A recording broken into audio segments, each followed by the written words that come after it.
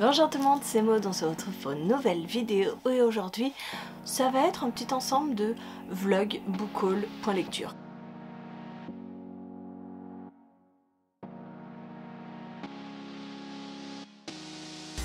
Oui, parce que mine de rien, la fin de la chaîne approche et que j'ai quand même pas mal de choses à vous présenter avant tout ça.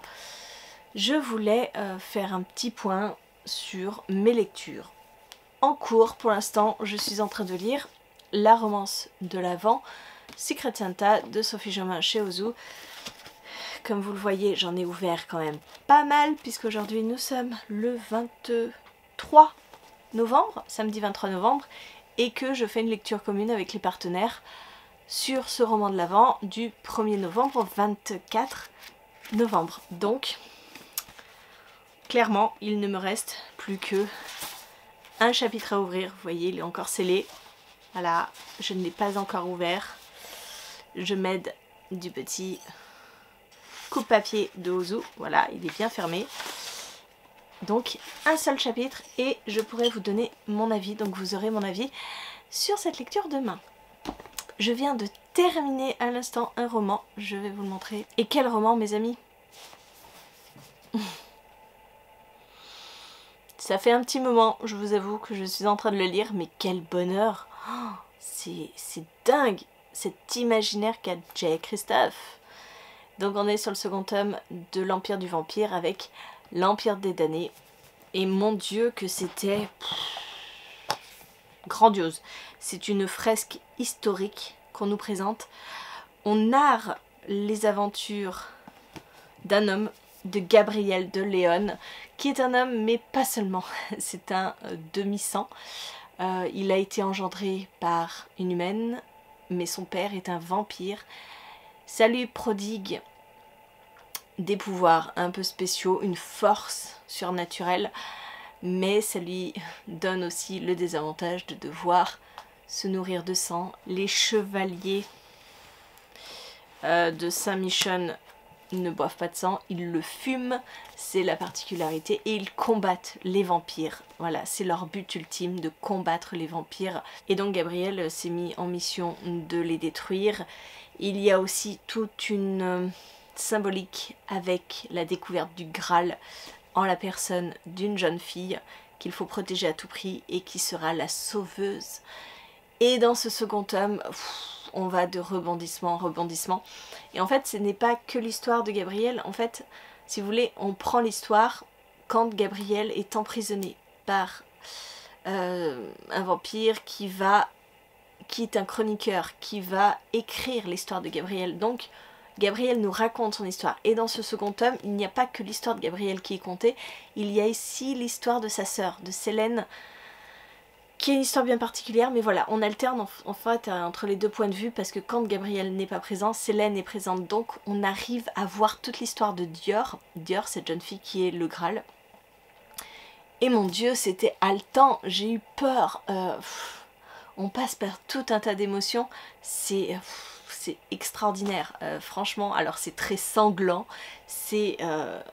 voilà, il y a des trigger warnings vraiment... à toutes les pages, parce que vraiment c'est dégueulasse, hein. Il y a des membres qui sont amputés, il y a des... Ah oui, et puis il y a un sacré paragraphe de trigger warning, mais vraiment, hein. Voilà, soumission, torture, trafic d'êtres humains, sexe, séquestration, violence sexuelle, description explicite de blessures, description de cadavres, automutilation, alcoolisme, brûlure. Voilà, j'en passe. Mais mon Dieu que... cette saga est complètement dingue. Je pense que ça plaira pas à tout le monde parce que c'est un vocabulaire. Non, c'est pas un vocabulaire, c'est un style très cru, très violent. Mais pour sortir ça, c'est incroyable. Donc voilà, une excellente lecture qui m'a occupée pendant pas mal de temps, mais mon Dieu que c'était bon, et j'ai peur d'avoir tout oublié. Il y a beaucoup trop d'éléments là-dedans. Donc super. J'attends le tome 3 avec grande impatience pour continuer à découvrir les histoires. L'histoire de Dior, de Gabriel, de Célène et de tous ceux qui gravitent autour. Je vais vous montrer un petit peu les achats que j'ai effectués. Il n'y en a pas énormément, mais il y en a quelques-uns, donc je reviens. Et pourquoi j'ai l'impression d'oublier quelque chose? Pourquoi j'ai l'impression de ne pas avoir tous les livres que je voudrais vous montrer? J'ai acheté Croc de loup, le tome 3, Le sceptre d'Élondor de Arnaud Druel, paru chez Gulfstream Éditeur. C'est une petite saga que j'aime bien. Voilà, j'ai lu les 2 premiers tomes, donc tout naturellement j'ai acheté le 3e tome pour pouvoir terminer cette saga. Je m'aperçois qu'il y a beaucoup de sagas qu'il faudrait que je termine, beaucoup de livres qu'il faudrait que j'achète, mais c'est vrai que voilà, je fais des choix. Je me suis pris Atalante, le tome 1 de Cassandre Lambert, donc c'est le tome 1, La naissance d'une guerrière, chez Didier Jeunesse. Voilà, c'est un très beau roman avec un très beau jaspage. Il n'est pas très long. J'aime beaucoup les écrits de Cassandre. J'ai terminé l'Antidote mortel il n'y a pas si longtemps, donc j'ai pris ce premier tome parce que je ne connais pas beaucoup l'histoire d'Atalante. Je trouve que c'est assez original de faire un roman sur ce personnage de la mythologie. Donc allons-y pour découvrir gaiement. Je me suis pris un roman en auto-publication parce que c'est une copine, c'est Tess Bertrand qui a publié ce nouveau roman, Le tumulte des vagues, qui est disponible sur Amazon. Et c'est un contemporain, vous le savez, je ne lis quasiment pas de contemporain, donc il faut vraiment que ce soit une copine.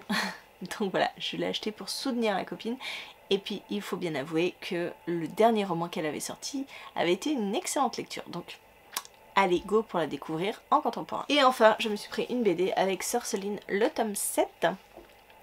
Le serment d'Hypocrite de Sylvia Duyé et Paola Antista chez Vent d'Ouest. Parce que avec Julia, on lit cette petite saga, que le tome 7 s'est fait attendre. Donc j'étais trop contente de le prendre. Je l'ai déjà lu, Julia aussi.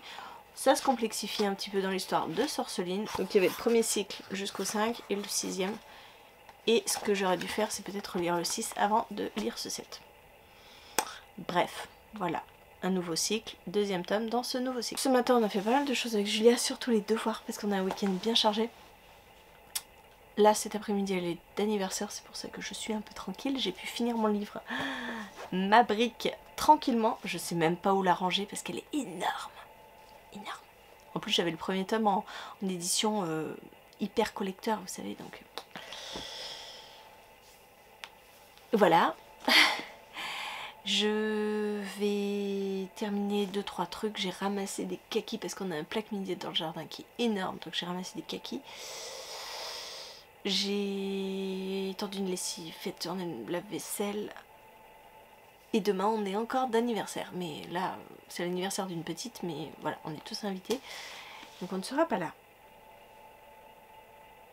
Et sinon bah, je reviens demain pour vous parler de ça. Je fais cette vidéo un petit peu fourre-tout, c'est une sorte de vlog, book-haul, point lecture, parce qu'on approche de la fin et que je ne me suis pas encore attelée à la vidéo de fin. J'ai plein d'idées en tête, j'ai commencé à préparer certains trucs, mais il y a beaucoup de choses que je n'ai pas faites, par exemple me replonger dans les archives de la chaîne. Je note des petites idées sur un carnet au fur et à mesure qu'elles me viennent. J'ai envie de vous faire une belle vidéo de fin. Mais sachez que ce n'est pas la fin, vous pouvez continuer à me suivre sur Instagram. Je serai peut-être sans doute plus présente là-bas. Parce que c'est vrai que YouTube me prend énormément de temps. Et si je n'ai plus YouTube, je risque de reporter tout ça sur Instagram. Voilà, sinon, j'ai fait le calendrier de l'Avent de Julia. Voilà, il est tout prêt. Il n'y a plus qu'à l'ouvrir, sachant que le 24, il est là. Parce que j'ai mis plein d'autres choses dedans. Et puis voilà. J'entends Lionel qui parle, donc je pense qu'on a des invités.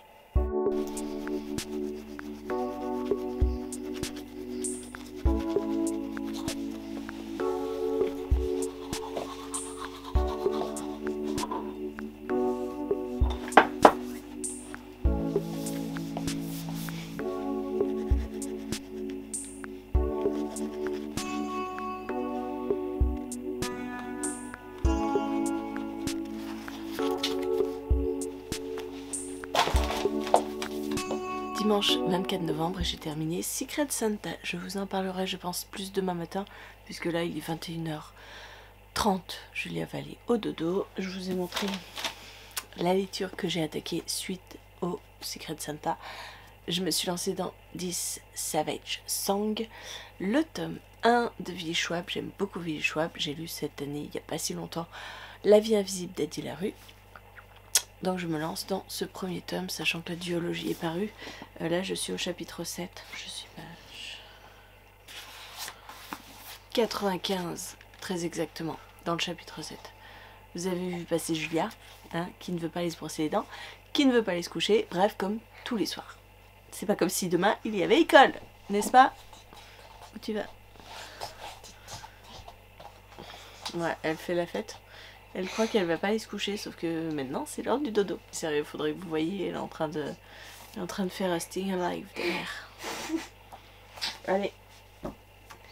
Bonne nuit, Julia. Allez, va te brosser les dents. Non. Si. Non. Si. Non. Si. Non. Allez, go. Brossage de dents. Oh. Oh.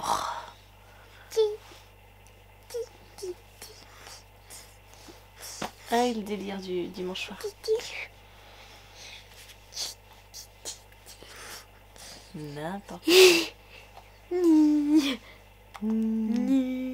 Allez, brossage de dents. Allez, Jules, tu me fais mal. Hello, hello, nous sommes lundi 25 novembre, il est presque 10h et je reviens pour vous parler de Secret Santa que j'ai terminé hier et en fait j'ai vu sur le groupe Facebook et sur je crois le Messenger qu'en fait ce week-end c'était le week-end à 1000. Heureusement que je ne l'ai pas su avant parce que de toute façon je n'aurais pas pu le faire et ça aurait été un peu la cata. Donc Secret Santa, c'est l'histoire de... Ah, il n'y a même pas son nom derrière. Le gars c'est Roméo et elle c'est Fanette. Ah oui, ce prénom, Fanette. Fanette qui est étudiante en sociologie, qui est un peu perdue. Elle n'a plus vraiment le goût pour les études. Elle se dit que finalement ça va la conduire à rien du tout. Elle se remet pas mal en question. Attendez, voilà c'est mieux. Elle se remet pas mal en question, elle veut tout arrêter, elle annonce d'ailleurs un jour à ses parents que elle veut tout arrêter jusqu'à ce qu'elle se mette bénévole dans une association qui aide les étudiants en difficulté au niveau de la nourriture justement. C'est plutôt une épicerie solidaire, donc les étudiants en galère d'argent viennent à l'épicerie solidaire pour acheter des produits bien moins chers par rapport au commerce traditionnel. Et donc Fanette donne de son temps pour ça, elle organise un Secret Santa à l'association et bien sûr elle va rencontrer Roméo. Alors Roméo elle le rencontre d'abord à la BU et ensuite elle s'aperçoit que Roméo elle va le rencontrer à l'association et voilà, il y a une histoire qui va se naître entre eux.